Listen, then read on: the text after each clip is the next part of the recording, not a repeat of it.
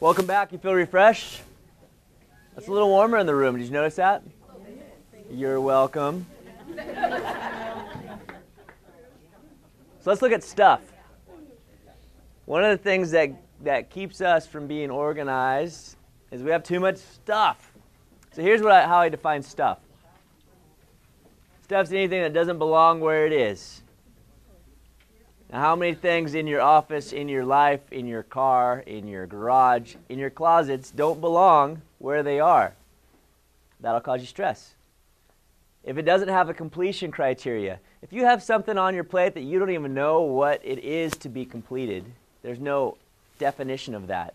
You don't know what the criteria is for you to check it and be like, finished. That'll cause you stress.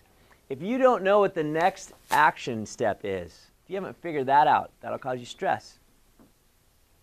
Or if you have unmet promises, promises that you've made to yourself and to other people, especially to yourself, that'll cause stress too. Here's 3 keys to manage these commitments. First key, a reliable collection box. You need a reliable collection box. As in, you need to know that all your commitments with yourself and to other people, all your shoulds and like tos, and I really would be great if I can get to this, or there's a great idea whenever I get a chance. Put it in one place. You don't have sticky notes and lists and binders and get around to it. And I mean, when it's spread all over the place, you never know where it's going to be, and you don't even know where that was when you wrote it last and when you committed to it. And 2, clarify a clear outcome and the next action. So what would it look like when it's complete? And if you don't know, well then make it up. If it's reoccurring, well, you got to have a place for it to stop and start again. You need completion. Psychologically, you need completion. If it's ongoing forever, it's daunting. It's overwhelming. But at least pick a place where you wrap it up. Accounting, right? You tie it in. Isn't that the word in accounting where you tie in? I think that's the word. Make is that right? Who's the accountant in here? She has different words. Everybody points to Carlene. That's her! I'm not. Isn't that the word, tie in, when you balance the books? Oh, tie it out? Tie it out? I was close. I knew that didn't sound right. And the next action, and last, put the next action in a reliable system. And then what you can do is you manage next actions instead of projects. Because if you manage projects, which are big things, it's stressful. But if you just manage this next action, that's doable. You can do that. So let's try it. In a blank place, what I want you to do, write down a task or a project that's most pressing to you right now. What task or project is most pressing to you right now? And I want you to write it down. If you were at your office, what's the first thing that people would ask about? If you had some time to work right now and you weren't here, what would you be doing?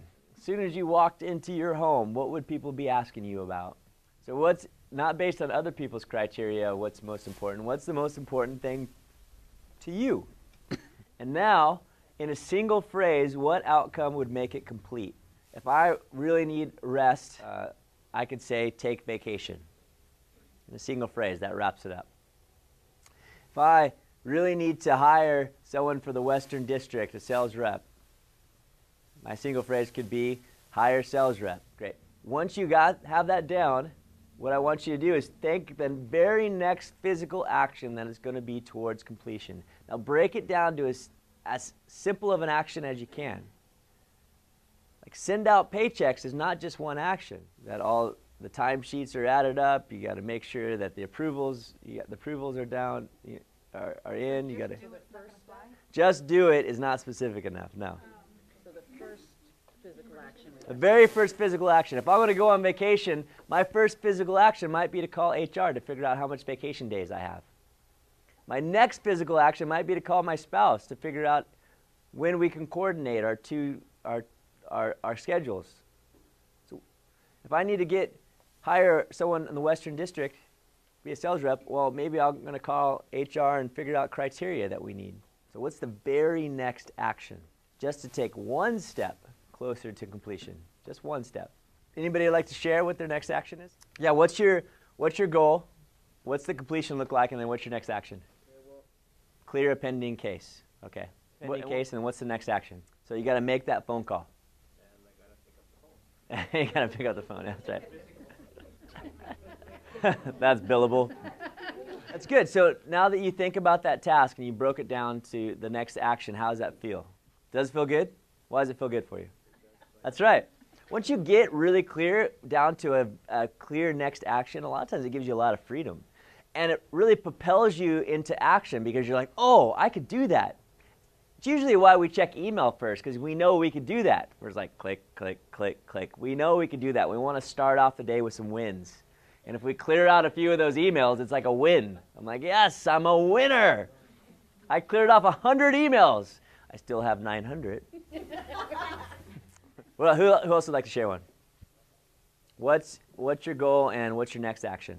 Your next action could be check the checklist and then work on that for 30 minutes. And so you could say, now I'm going to work on that for 30 minutes, because that kind of project can take a month of straight work or something like that. Right? It's very... With no interruptions. Right, with no interruptions. If I had no interruptions, I could have done it in a month. Yeah, it's huge. It's huge. And so if you keep the whole thing in your head, sometimes what happens is you don't do it at all because it's just too big. Where do you start?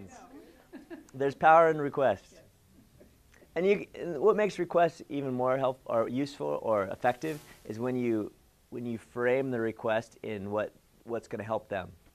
So I'm sure you probably did something like this. And listen, for me to be able to serve you best, I think meeting every other week would allow me to report bigger chunks of progress. Would that be okay if we met every 2 weeks? You're not like, hey, listen, you're bugging me. I want you to get out of my grill, girl. It doesn't work as well. That's all I'm saying. The rest of you, how was it to get clear about what the end goal is and to know the next action? When you're looking at your goal, how does that feel? Usually it feels good. A lot of times this usually gives a lot of freedom. It propels you into action. And so you need to be doing this with each of your goal and then give yourself limits. The most organized people I've ever met, they only will plan 6 hours of their day. Even when they work 10-hour days, for example, 10 to 12-hour days, they'll never plan more than 6 hours. That's the most extreme I've found. Because there's just too much stuff happening that's going to pull you off track. I say get those top 3, plan at the most 3 hours to get done those top 3, and whatever progress you can, reasonable progress for that amount of time. And then when you do it, you need to celebrate. And celebrate could be as simple as at the end of the day saying, I did it. Today was a good day.